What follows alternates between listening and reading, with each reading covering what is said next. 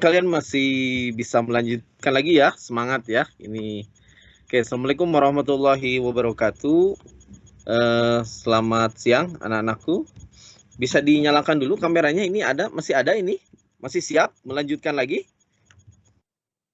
Ada ini? Siapa? Ada suaranya? Terdengar suara Bapak? Cek sound dulu. Terdengar, Ada Fit? Pak. Suara Bapak Fit? Ada, Pak. Coba bersuara dulu, Fit. Ada, Pak. Sayanya kedengar nggak, Pak? Oh ya. Ya, ada. Oke. Ya, oke. Baik. Ini adalah terakhir kali ya, terakhir banget untuk kalian mengikuti TB Smart ya, sebelum kalian melaksanakan ujian sekolah yang terakhir untuk besok hari gitu ya. Jadi mudah-mudahan kalau terakhir ini biasanya ini finalnya gitu ya, puncaknya. Mudah-mudahan kalian tetap semangat ya, karena ini adalah akhir dari pembelajaran kalian selama kalian di SMA ya. Jadi mudah-mudahan akhir ini kalian mendapatkan nilai yang sangat baik ya, mengeluarkan potensi yang kalian miliki, mengeluarkan apa yang kalian bisa lakukan ya, untuk nanti tercatat di nilai akhir kalian ya, ketika kalian mengikuti pembelajaran di SMA. Nah, setelah ini kalian nanti akan mengikuti tentunya adalah ujian berikutnya untuk masuk ke perguruan tinggi gitu ya. Oke, di sini Bapak akan menyampaikan ada 19 slide yang Bapak sudah siapkan. Jadi patokannya, ukurannya adalah 19 slide. Apabila itu sudah selesai, maka Bapak menyudahi gitu ya. Jadi tidak, mudah-mudahan bisa sebentar, jadi mungkin tidak terlalu lama, tapi apa yang Bapak sampaikan bisa menjadi modal untuk kalian mengerjakan di besok hari gitu ya. Oke, ini tetap semangat ya, masih ada ya. Bukan hanya kameranya saja atau Teams-nya saja ya.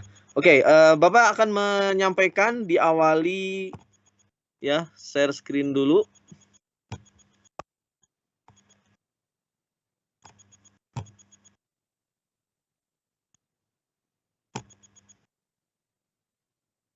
Oke, sudah muncul? Apakah sudah muncul? Sebentar. Ini harus di stop screen dulu. Bentar ya. Harap bersabar.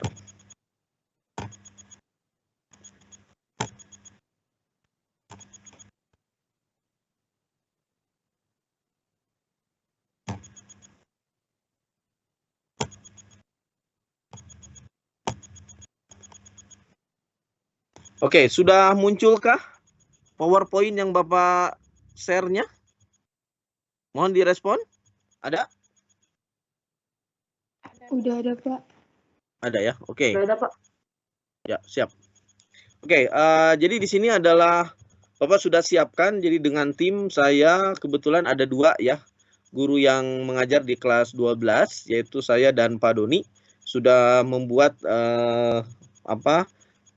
untuk pembahasan hari ini, jadi sama, mau TB SMA 7, 8, 9, pasti penyampaiannya adalah ini. Mudah-mudahan ini membantu untuk kalian dalam mengerjakan ujian sekolah besok hari. Oke ya, di sini pemantapan H-1 ujian sekolah yang di penghujung kalian. Yang pertama, apa saja yang akan dikeluarkan di ujian besok, karena Bapak dan Pak Doni sudah membuat 35 soal PG ya untuk ujian akhir sekolah ini. Ya, mudah-mudahan nilai kalian baik semua, bagus semua, sehingga kalian mendapatkan nilai yang terbaik yang bisa kalian lakukan. Yang pertama adalah materinya adalah tipe sumber daya pada usaha produk rekayasa sistem teknik ya. Nah, di sini bahwa kekuatan industri kreatif saat ini diantaranya industri kreatif berbasis teknologi digital ya. Nah, yaitu industri kreatif digital terdapat pada games, education, musik, animasi, software, dan sosial media. Nah, kemandirian dalam menggali ide, memilih potensi produk yang dapat bersaing baik di tingkat lokal maupun global, dan meningkatkan keanekaragaman produk yang memiliki nilai dan daya saing tinggi dalam memenuhi kebutuhan menjadi komponen yang penting untuk terus diupayakan. Nah, sumber daya pada usaha produk rekayasa sistem teknik ini meliputi ada manusia, ya, kemudian money, uang, kemudian material, kemudian mesin, ya, kemudian metode dan pemasaran atau market, ya. Jadi ini rekayasa, ya, usaha produk rekayasa, ya, sumber dayanya yang terdiri dari 6 ini, gitu ya. Nanti mungkin di dalam pilihan ganda nanti ada pertanyaan ini, ya. Jadi tolong diingat 6 ini, yaitu manusia, ya, kemudian money, kemudian material, mesin, metode dan market. Nah, itu yang pertama, ya. Kemudian yang kedua, masih di tipe sumber daya pada usaha produk rekayasa sistem teknik. Ini yang pertama ada manusia, ya. Nah, dalam ilmu manajemen, faktor manusia menjadi faktor utama dan paling menentukan. Nah, hal ini karena manusialah yang menyusun tujuan dan melakukan semua proses untuk mencapai tujuan tersebut, ya. Nah, jadi jika ada faktor yang satu ini, maka tujuan perusahaan tidak akan pernah tercapai, ya, meskipun faktor lainnya tersedia. Jadi faktor manusia ini adalah yang sangat utama, ya, atau paling menentukan. Ya, jadi kalau tidak ada yang pertama ini, maka tidak akan tidak akan pernah tercapai tujuannya. Ya, walaupun faktor lain tadi tersedia. Ya. Kemudian tipe sumber daya manusia berkaitan dengan hal tenaga manusia, daya pikir dan orang yang terlibat dalam wirausaha tersebut, ya, dan juga ide-ide inovatif. Nah, ini yang kedua, ya. Nah, kemudian yang berikutnya di dalam kewirausahaan, ya. Ini secara teori bahwa dalam bahasa Inggris wirausaha dikenal dengan istilah entrepreneur, yang berarti seseorang atau kelompok yang mendirikan sebuah usaha dan bisnis, ya. Usaha atau bisnis dalam membuat suatu produk, mulai dari mengidentifikasi, mengembangkan, menyusun operasi untuk pengadaan produk baru, ya, mengatur permodalan hingga mengatur pemasaran, ya.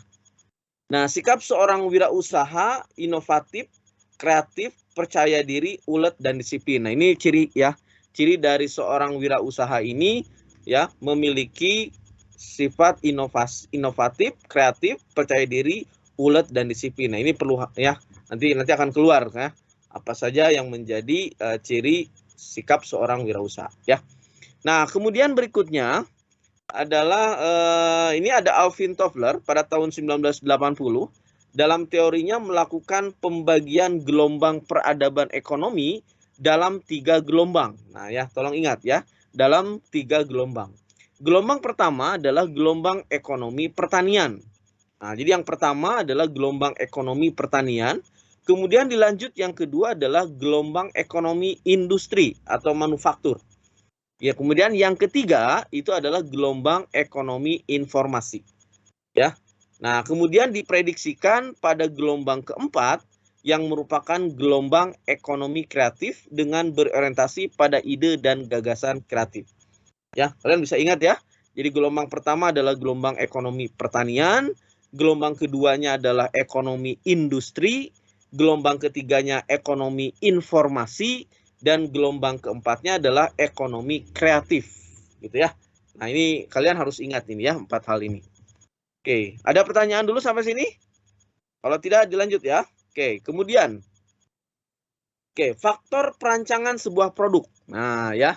Yang pertama fungsi, ya. Fungsinya hal ini berdasarkan salah satu fungsi tunggal yang akan dapat diberikan dari sebuah hasil rancangan. Hal ini sendiri tidak akan berlaku secara umum, ya. Kemudian yang kedua bebannya. Hal ini akan dapat dibagi ke dalam 2 macam, yaitu beban primer dan juga beban konsekuensional, ya. Beban primer adalah fungsi yang dimana diberikan, sedangkan beban konsekuensional adalah akibat dari dihidupkannya fungsi dari mesin itu sendiri, ya. Kemudian yang ketiga adalah estetiknya. Dalam hal ini, sebuah desain elegan yang berada pada produk dianggap perlu. Dalam hal itu ditentukan pula warna, bentuk, ukuran, hingga tekstur yang dimiliki olehnya. Kemudian kehandalannya dalam hal ini daya tahan dari umur, desain, sehingga dengan adanya pertimbangan maka pemeliharaan rutin haruslah dilakukan. Biasanya akan dimasukkan ke dalam sebuah jumlah dan siklus operasional. Kemudian kondisi lingkungan, dalam hal ini sebuah batasan fisik sendiri akan dilakukan penentuan pada sebuah daerah yang dimana akan membutuhkan sebuah produk saat melakukan operasi. Ya. Kemudian di ergonomi, dalam hal ini dimaksudkan agar manusia serta karakteristiknya haruslah menjadi sebuah pertimbangan. Ya. Kemudian pada beberapa macam industri seperti otomatis, sebuah berat akan menjadi ketentuan yang terbilang sangatlah penting. Ya, dan dalam hal ini diperlukan penentuan terhadap batasan suara maksimal dari sebuah produk. Ini beberapa hal yang perlu kalian perhatikan, ya. Nah, kemudian tahapan perancangan kerajinan dengan inspirasi budaya non-benda adalah sebagai berikut, ya. Jadi tahapan perancangan kerajinan dengan inspirasi budaya non-benda ini, yang pertama adalah pemilihan sumber inspirasi, ya. Nah, salah satunya adalah dengan melakukan pengamatan kebiasaan sehari-hari masyarakat setempat untuk mencari masalah yang dihadapi dan dapat membuat seni kerajinan yang baik. Kemudian yang kedua adalah pencarian ide produk kerajinan. Yang ketiga, pembuatan sketsa ide, ya. Yang keempat, pembuatan studi model kerajinan, dan yang kelima adalah pembuatan petunjuk produksi. Jadi ini adalah 5 tahapan dalam perancangan kerajinan dengan inspirasi budaya non-benda. Gitu ya. Pemilihan sumber inspirasi, pencarian ide produk, pembuatan sketsa, pembuatan studi, dan pembuatan petunjuk produksi. Nah, contoh dari hasil perancangan kerajinan ini, kita lihat di kota kecil A masih banyak penduduk yang tidak memiliki sajadah untuk sholat. Oleh karena itu, kami akan membuat kerajinan berupa anyaman sebagai bahan sajadah. Ya. Nah, ini curah pendapat brainstorming termasuk salah satu tahapan perancangan dan produksi untuk mencari solusi. Oke ya. Nah, ini tahapan perancangan kerajinan ya. Nah, kemudian berikutnya kemasan ya. Kemasan adalah sistem yang disusun untuk mempersiapkan produk agar dapat didistribusikan, dijual, disimpan, dan digunakan. Kemasan menjadi bagian pertama produk yang dihadapi pembeli. Komponen ini dapat menarik atau menyingkirkan pembeli. Ya. Nah, berdasarkan struktur isinya, kemasan bisa dibedakan menjadi beberapa jenis, yaitu kemasan primer, kemasan sekunder, dan tersier. Ya. Kemasan primer, kemasan yang menjadi wadah langsung bahan makanan. Jadi ini bersentuhan dengan makanan. Contohnya adalah kaleng susu. Ya, kemudian yang kedua kemasan sekunder. Nah, wadah ini yang melindungi kelompok kemasan lain. Contoh kotak kardus untuk menyimpan kaleng susu. Kemudian yang ketiga adalah kemasan tersier, yaitu kemasan yang digunakan untuk menyimpan produk selama proses pengiriman. Contohnya box kayu untuk mengangkut kardus mie instan. Ya, nah ini 3 kemasan sehingga nanti kalian bisa membedakan dari ketiga kemasan ini. Nanti pertanyaannya di dalam bentuk soal besok ya. Nah, kemudian berikutnya adalah mengenai biaya produksi ya. Di sini ada istilah break even point atau BEP yang mungkin sudah pernah sering dijelaskan ya, yaitu tolak ukur seseorang untuk berinvestasi maupun memulai bisnis. Jadi BEP ini ya istilah yang mungkin sudah tidak asing lagi ya, titik impas atau break even point ya. Nah, meskipun dalam akuntansi balik modal sebenarnya diartikan dengan istilah return of investment ya, tetapi ini kita mengenal istilahnya adalah BEP. Nah, sebelum kita menghitung nilai BEP, ya, kita harus tahu dulu dalam unit produksi atau rupiah yang ditanyakan. Terlebih dahulu kita harus memahami komponen penting. Yang pertama ada biaya tetap. Ya, ini sudah dijelaskan ya di sebelumnya, atau fixed cost, yaitu biaya yang dikeluarkan baik ketika perusahaan sedang memproduksi atau tidak. Jadi biaya tetap ini tidak dipengaruhi oleh jumlah produksi, ya. Kemudian biaya variabel, nah ini berarti tergantung jumlah produksi, ya. Artinya produksi meningkat, maka biaya variabel juga akan meningkat. Yang ketiga adalah harga jual, selling price, ya. Harga jual per unit barang atau jasa yang telah diproduksi. Kemudian pendapatan, revenue, yang merupakan jumlah pemasukan yang diterima oleh penjual barang. Kemudian yang kelima adalah laba atau profit, ya, merupakan sisa penghasilan setelah dikurangi biaya tetap dan biaya variabel atau sudah dikurangi biaya produksi, ya. Nah, ini beberapa istilah dalam break even point.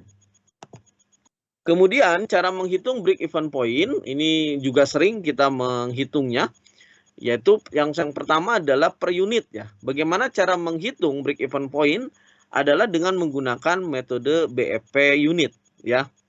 Tolak ukur metode ini adalah nominal fixed cost yang kemudian dibagi dengan harga per unit setelah dikurangkan variable cost. Metode BEP per unit ini cocok jika kita mengetahui kontribusi produk per unit terhadap pencapaian laba penjualan. Nah, rumus BEP-nya adalah BEP unit sama dengan FC dibagi price dikurangi VC. Ya, ini pasti kalian sudah menghafalnya, ya. Nah, contohnya misalnya ini ada contoh break even point per unit. Oke, ya. Ini contohnya. Coba bisa ada yang membacakan dulu biar kalian ada yang membacakan juga. Jadi tidak hanya Bapak saja. Coba, siapa yang membacakan? Ada? Mil? Amil, biasa tukang baca, Mil? Aduh. Ya, kan Sugane kan pahala terus, Mil, mengalir, Mil. Oke, Pak. Amil? Ya. Per April 2021, operasional PT Sina Agung menghabiskan fixed cost sebesar 150 juta rupiah untuk memproduksi 100.000 produk. Dengan variable cost per unit adalah 60.000 rupiah dan harga per unit produk adalah 100.000 rupiah, maka BEP per unitnya adalah? Oke, berarti yang pertama diketahui apa tadi? Yang diketahui adalah fixed cost itu adalah sebesar 150 juta, ya. Kemudian dia bisa memproduksi sebanyak 100.000, ya. Kemudian variable cost-nya adalah 60.000, gitu kan? Ya. Kemudian harga per unitnya adalah 100.000, ya. Maka BEP-nya sama dengan rumusnya apa tadi? FC per P dikurangi VC, ya. Maka hasilnya adalah 150 juta dibagi berapa? P-nya 100.000 dikurangi 100.000, ya. Dikurangi 60.000. Oke, berapa jawabannya?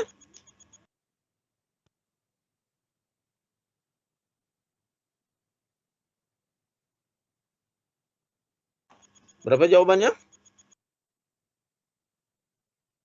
Ini 40.000, 150.000 dibagi 150 juta dibagi 40.000. Hasilnya adalah 3.750, ya.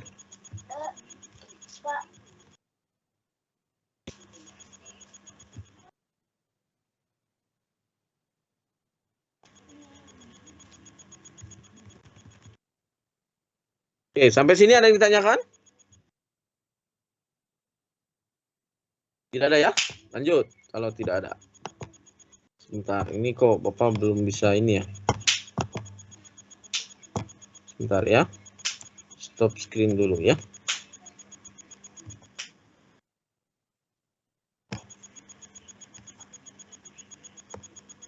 Oke, sebentar. Sebentar ya.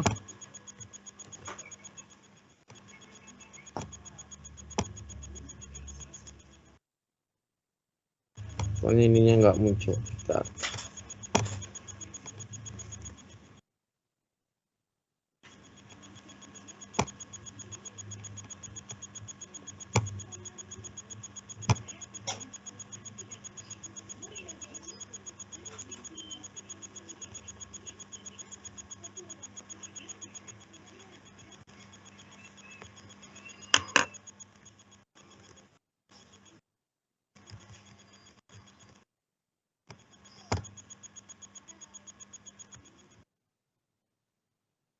Ya, oke.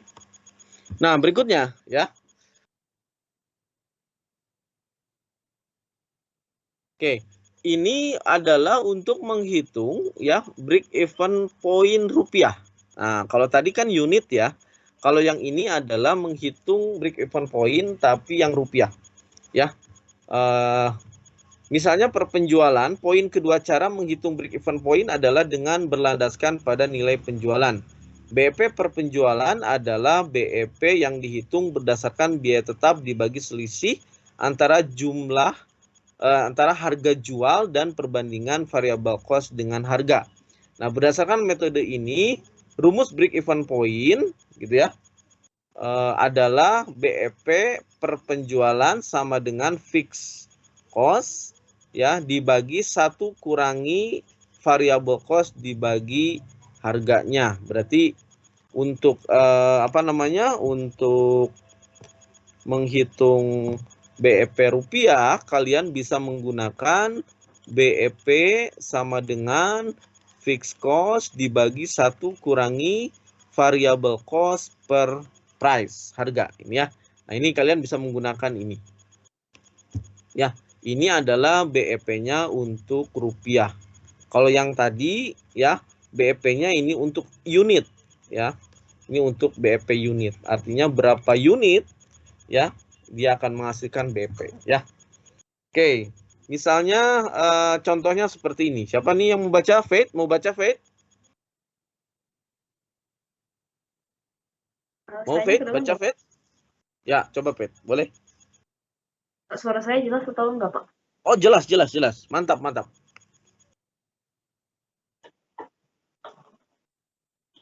Poin kedua, cara menghitung break even point adalah dengan Yang bawahnya aja, langsung contohnya aja.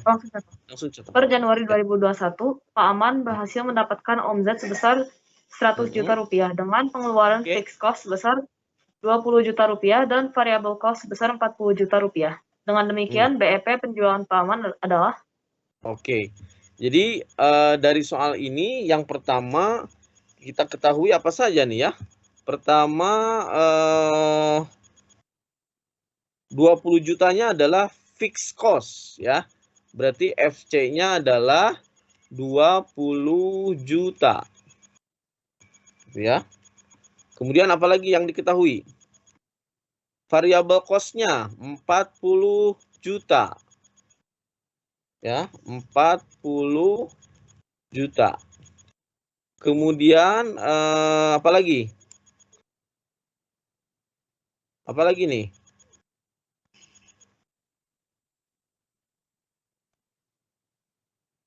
Apalagi yang diketahui? Price-nya ya, harganya. Ya. Price-nya di sini adalah 100 juta, ya. Nah, sehingga kita hitung BEP rupiahnya itu sama dengan apa tadi rumusnya? FC per 1 kurangi VC per P, ya. FC-nya adalah 20 juta dibagi 1 dikurang 40 juta dibagi 100 juta ya. Maka 20 juta dibagi 1 dikurangi, ini coret, dikurangi 0,4. Maka hasilnya adalah 20 juta dibagi 0,6. Berapa? Dibagi 0,6 sama dengan berapa hasilnya? Sama dengan 30. Oke. Ini angkanya nggak pas ya. Kalau besok angkanya enak ya. Ini nggak pas angkanya karena saya ngambil angka yang lain ya. Oke, ada pertanyaan sampai sini? Lanjut ya. Oke, lanjut lagi. Ini mengenai sebentar. Nah, ya. Mengenai manfaat dari break even point. Apa manfaatnya? Ya, yang pertama adalah alat perencanaan untuk menghasilkan laba. Ya.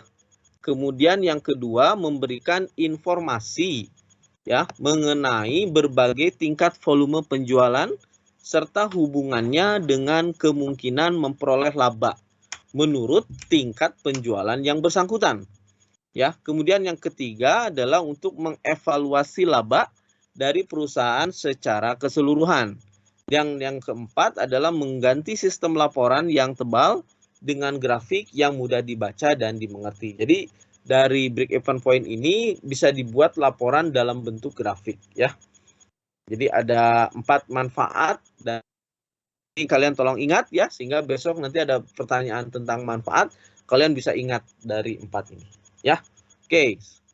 Selanjutnya, oke masih ada? Oke, masih ada ya. Kemudian tahapan proses produksi yang benar dan urut adalah yang pertama adalah perencanaan, yang kedua adalah penentuan alur, yang ketiga adalah penjadwalan alur produksi, dan yang keempat adalah penetapan proses produksi. Jadi ini adalah 4 proses, 4 tahapan proses produksi yang benar dan urut. Nah, jadi bisa jadi benar tapi tidak berurutan.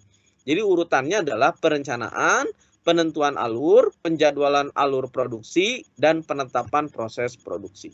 Ya. Nah, berikutnya adalah tentang kerajinan. Kerajinan adalah hal yang berkaitan dengan buatan tangan atau kegiatan yang berkaitan dengan barang yang dihasilkan melalui keterampilan tangan atau kerajinan tangan atau handmade. Ya, ini adalah pengertian dari kerajinan. Ya, mungkin pertanyaannya nanti seputar apa? Kalian ingat ini, ya. Oke, berikutnya adalah rekayasa elektronika. Nah, komponen produk rekayasa elektronika di sini ada solder untuk menyolder terminal atau kaki, ya.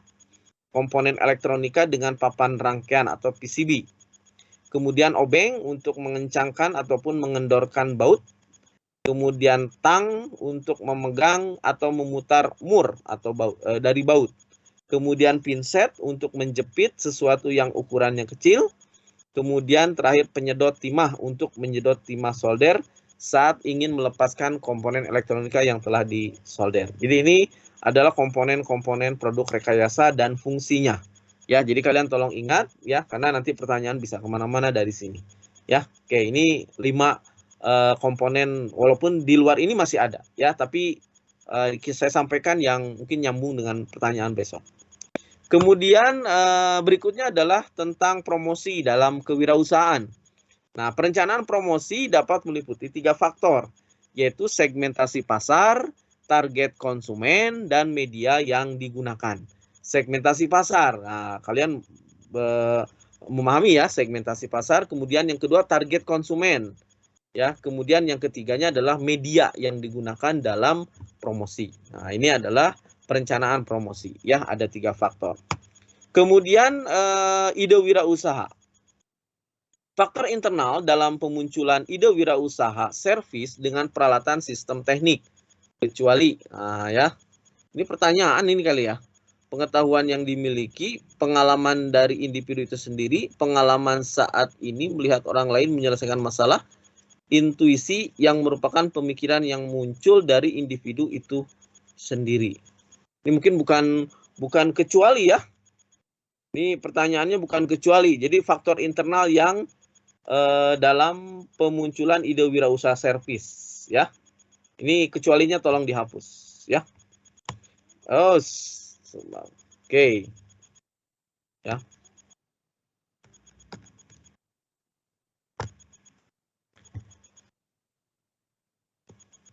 Nah, itu barangkali yang sudah disiapkan untuk bahan besok ya.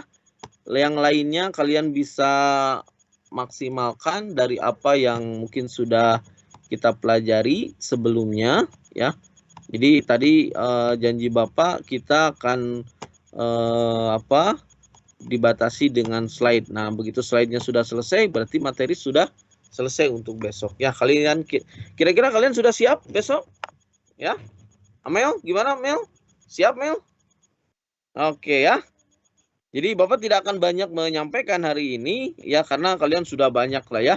Dan Bapak minta kalian supaya nilainya maksimal. Jadi tolong yang terakhir ini ya kalian berikan yang terbaik potensi kalian yang kalian miliki.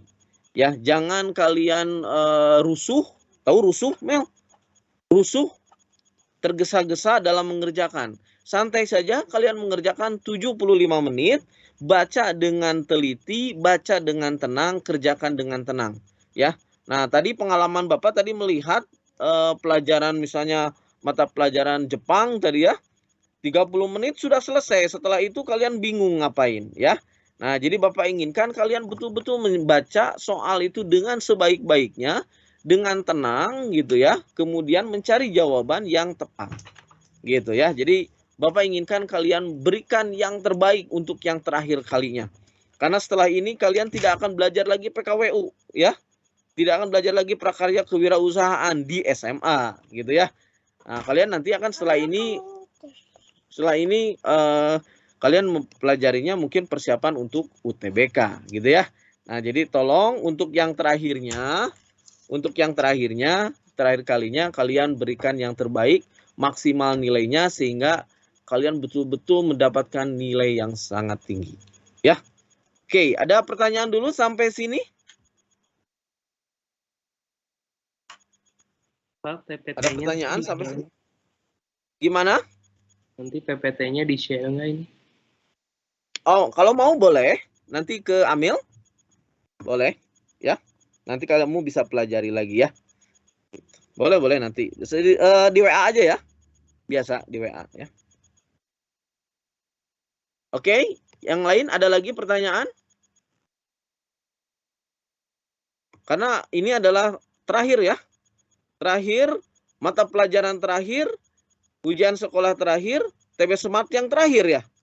Karena setelah ini TB Smartnya UTBK ya, beda lagi kalian ya. Kalau yang mengikuti begitu. Jadi tolong ya, kesempatan ini kalian gunakan dengan sebaik-baiknya ya untuk memberikan nilai yang terbaik ya.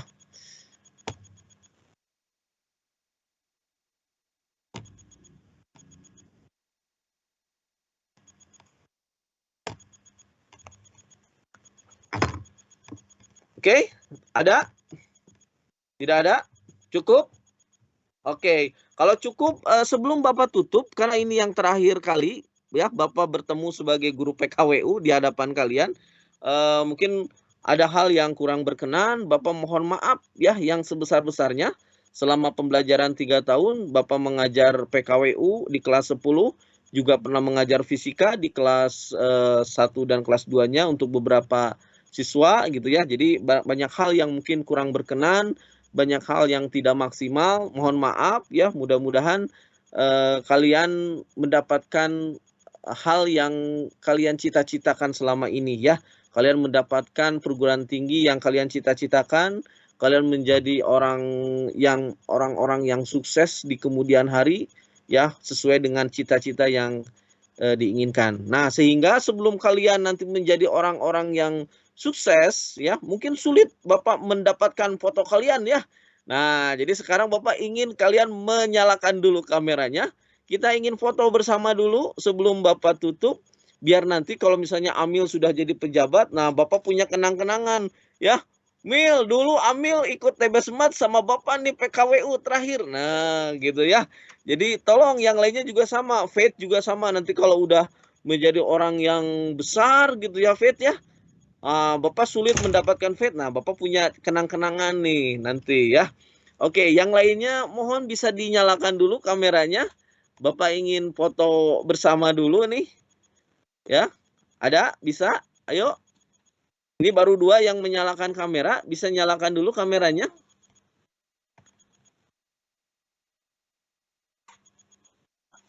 Ada? Ayo. Siapa ini? Rafli. Ayo nyalakan dulu.